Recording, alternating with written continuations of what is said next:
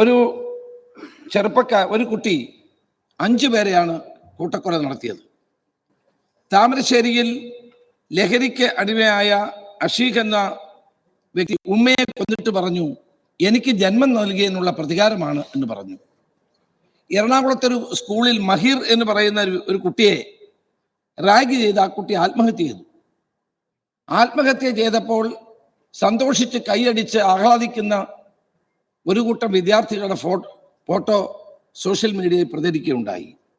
Sir, മൂക്കിന്റെ പാലം തകർന്ന് KJ സാജൻ എന്ന് പറയുന്ന ഒരു വിദ്യാർത്ഥി, അവരുടെ പിതാവ് ഇന്നലെ ന്യൂസ് അവറിൽ പൊട്ടിക്കരഞ്ഞുകൊണ്ട് പറഞ്ഞത് ഹൃദയഭേദകമായിരുന്നു. സർ, വെള്ളറടയിൽ MBBS പരീക്ഷയ്ക്ക് എന്തുകൊണ്ടാണ് നീ തോറ്റത് എന്ന് ചോദിച്ചപ്പോൾ ആ പിതാവിനെ വെട്ടിക്കുന്ന സംഭവം കേരളത്തിലാണ് നടന്നത്. സർ, ഇതിൻ്റെ എല്ലാം പിന്നിൽ ലഹരിയാണ്. കേരളം ലഹരി മാഫിയയുടെ നീരാളിപ്പിടുത്തത്തിലേക്ക് ആഴ്ന്നു പോവുകയാണ്. നമ്മുടെ കുഞ്ഞുങ്ങൾ അത് അടുത്ത തലമുറയാണ്. എവർ ലഹരിയുടെ അടിമകളായി മാറുന്നു, ഇരകളായി മാറുന്നു. രാസലഹരിയിൽ മൂല്യബോധം നഷ്ടപ്പെടുന്ന ഇവർക്ക് ഏത് ക്രൂരതയ്ക്കും മടിയില്ല എന്ന നിലയിലേക്കാണ് സാർ കാര്യങ്ങൾ പോകുന്നത്. സാർ, നമ്മൾ എവിടെയാണ് സാർ ജീവിക്കുന്നത്? കേരളം ഒരു കൊളംബിയയായി മാറുകയാണോ? ഒരു കാലത്ത് പഞ്ചാബിനെ പറ്റിയായിരുന്നു ഡ്രഗ്സിന്റെ കാര്യത്തിൽ ഏറ്റവും വലിയ ആളുകൾ സംസാരിച്ചു കൊണ്ടിരുന്നത്. സാർ, ഇന്ന് കേരളം ലഹരിക്ക് അടിമയായിക്കൊണ്ടിരിക്കുന്നു. നമ്മുടെ സമൂഹം ഒന്നാകെ ഗൗരവമായി ചിന്തിക്കേണ്ട ഒരു വിഷയമായി ഇത് മാറുകയാണ്. സാർ, വിവിധ തരത്തിലുള്ള കെമിക്കലുകൾ ഉപയോഗിച്ചുകൊണ്ടുള്ള ഡ്രഗ്സ് ഇന്ന് കുട്ടികളുടെ ജീവിതത്തെ തന്നെ പരിപൂർണമായി തകർക്കുകയാണ്. പുകഞ്ഞില്ലാതാകുന്ന യുവത്വമാണ് ഇന്ന് നമ്മൾ കണ്ടുകൊണ്ടിരിക്കുന്നത്. സാർ, ഇതെന്താണ് എന്ന് കണ്ടുപിടിക്കണ്ടേ? ഇതിന്റെ കാരണം എന്താണെന്ന് മനസ്സിലാക്കണ്ടേ? സാർ, ഇത് ലഹരിക്ക് അടിമയാകുന്ന ഇവർ ചെയ്യുന്ന ക്രൂരമായ കൊലപാതകങ്ങൾ, അക്രമങ്ങൾ ഓരോ ദിവസവും വർദ്ധിച്ചു വന്നുകൊണ്ടിരിക്കുന്നു എന്നുള്ളതാണ് സത്യം. സാർ, ഇന്ന് മലയാള മനോരമ കേരളത്തിലെ എല്ലാ സ്കൂളുകളിലും നല്ല പാഠം എന്ന നിലയിൽ കുട്ടികളെ കൊണ്ട് പ്രതിജ്ഞ എടുപ്പിക്കുന്നുണ്ട്. നല്ല കാര്യമാണ്.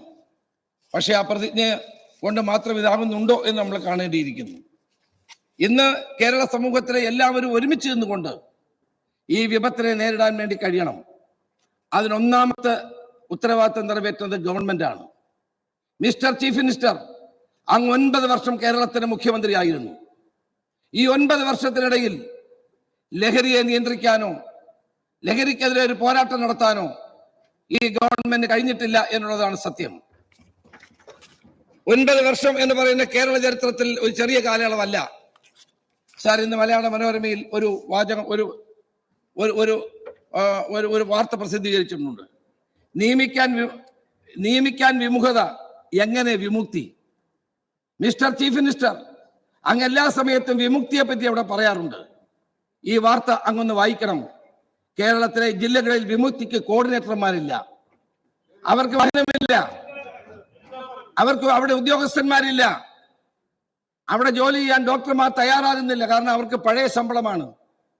കേരളത്തിൽ വിമുക്തി എന്നത് പരാജയപ്പെട്ട ഒരു പദ്ധതിയായി മാറിയെന്ന് പറയേണ്ടിയിരിക്കുന്നു. സർ, ഈ ഗവൺമെന്റ് വന്ന ശേഷം എന്താണ് സർ ബാറുകളുടെ സ്ഥിതി എന്താണ്? 2016 UDF അധികാരം വിടുമ്പോൾ 8 5 സ്റ്റാർ ഹോട്ടലുകളായിരുന്നു. 1ാം പിണറായി ഗവൺമെന്റിന്റെ കാലത്ത് അത് 705 ആയി. 2ാം പിണറായി ഗവൺമെന്റ് ആയപ്പോൾ അത് 836 ആയി. 125 എണ്ണം കൂടി 2ാം പിണറായി ഗവൺമെന്റ് കൂടി. സാർ, പുതിയൊരു എക്സൈസ് നയം വരുന്നു എന്ന് പറയുന്നു. IT പാർക്കുകളിൽ മദ്യം വിളമ്പാം, ഡ്രൈ ഡേ വേണ്ട, ടൂറിസ്റ്റ് സെന്ററുകളിൽ യഥേഷ്ടം മദ്യം നൽകാം, കള്ള് ഷാപ്പുകളുടെ ദൂരപരിധി 400-ൽ നിന്ന് 250 ആക്കി കുറയ്ക്കാം. സർ, ഇത് ആർക്ക് വേണ്ടിയാണ് സർ? ലഹരിയെ തടയുമെന്ന് പറയുന്ന നമ്മൾ ഇത് അനുവദിച്ചു കൊടുത്താൽ ഈ തലമുറ വരും തലമുറകൾ നമ്മളോട് ചോദിക്കില്ലേ സർ? സർ, 606 ബാറുകളിലെ നികുതി കുടിശ്ശിക കിട്ടിയിട്ടില്ലെന്നാണ് ധനകാര്യമന്ത്രി ഇവിടെ പറയുന്നത്. ഒരു നടപടിയും അവർക്കെതിരായിട്ടില്ല സർ. സർ, ടൂറിസം വകുപ്പ് ഹെറിറ്റേജ് ബിൽഡിങ്ങിൽ ബാർ കൊടുക്കാമെന്നുള്ള പുതിയ നയം. അപ്പൊ തമിഴ്നാട്ടിലെ പഴയ കെട്ടിടങ്ങൾ, 4 കെട്ടുകളൊക്കെ പൊളിച്ച ആളുകൾ ഇപ്പൊ കേരളത്തിൽ കൊണ്ട് വെക്കുകയാണ്. കാരണം ഇവിടെ ഹെറിറ്റേജ് ആക്കി ബാർ വാങ്ങിക്കാൻ വേണ്ടി. സർ, ഈ അതിനിടയിലാണ് ഡിസ്റ്റിലറിയും ബ്രൂവറിയും അനുവദിക്കുന്നത്. കേരളം ലഹരി മാഫിയയുടെ കീഴിൽ അമർന്നു കഴിയുമ്പോഴാണ് ഇവിടെ ഇനിയും ഡിസ്റ്ററിയും ബ്രൂവറിയും വൈനറിയും ഒക്കെ സ്ഥാപിച്ചുകൊണ്ട് കേരളത്തിൽ കൂടുതൽ മദ്യത്തിന്റെ അവൈലബിലിറ്റി വർദ്ധിപ്പിക്കാനുള്ള ശ്രമം നടത്തുന്നത് ആർക്ക് വേണ്ടി സാർ? ലഹരിയിൽ നിന്ന് കേരളത്തെ മോചിപ്പിക്കാൻ വേണ്ടി നടത്തുന്ന നമ്മുടെ കൂട്ടായ പരിശ്രമം, ആ പരിശ്രമത്തെ തകർക്കുന്നതല്ലേ സാർ പുതിയ ബ്രൂവറിയും ഡിസ്റ്ററിയും വൈനറിയും ബോട്ടിലിംഗ് പ്ലാന്റുകളെല്ലാം കേരളത്തിൽ സ്ഥാപിക്കാൻ പോകുന്നത്? സർ, കൂട്ടക്കൊലപാതകങ്ങൾ പെരുകുന്നതിന്റെ ഉത്തരവാദിത്വം ആർക്കാണ് സാർ? കേരളത്തിൽ ഇന്ന് ക്യാമ്പസുകളിൽ റാഗിങ്ങുകൾ വ്യാപകമാണ്. ആരാണ് സാർ റാഗിങ്ങിന് നേതൃത്വം കൊടുക്കുന്നത്? ക്ഷമിക്കണം സാർ, SFI എന്ന് പറയുന്ന വിദ്യാർത്ഥി പ്രസ്ഥാനം റാഗിങ്ങിന് നേതൃത്വം കൊടുക്കും. കേരളത്തിലെ കലാലയങ്ങളിൽ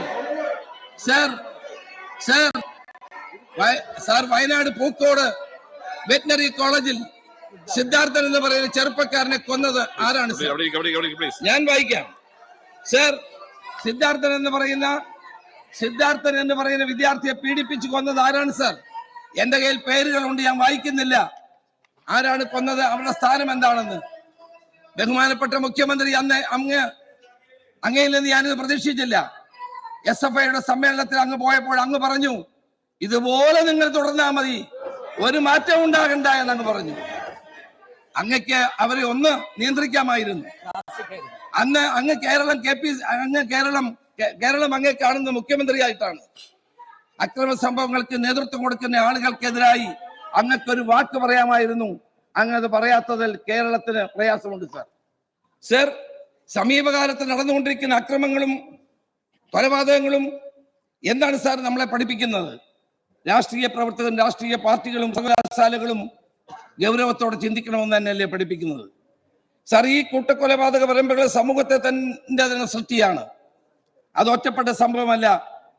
പലപ്പോഴും ഭരണകൂടവും പാർട്ടിയും ഇത്തരം സംഭവങ്ങളെ ഒറ്റപ്പെട്ട എന്ന് പറഞ്ഞ് തള്ളിക്കളയുമ്പോഴും ആ കൊലപാതക പരമ്പരകൾ സമൂഹത്തിന്റെ വൈകല്യത്തെയാണ് സാർ പ്രകടിപ്പിക്കുന്നത്. സാർ, ചില നിരീക്ഷണങ്ങൾ ഞാനിവിടെ പറയാൻ ആഗ്രഹിക്കുന്നു. ഈ കൊലപാതകം തെറ്റല്ല. കൊലപാതകത്തിൽ ആത്യന്തികമായി ഉണ്ടാകുന്ന ശിക്ഷ മാത്രമാണ്. അത് വലിയ കാര്യമൊന്നുമല്ല. ഈ നിരീക്ഷണത്തിൽ നിന്ന് പ്രാമുഖ്യം ലഭിക്കുന്ന ഒരു കാലഘട്ടത്തിൽ നാം ജീവിക്കുന്നു.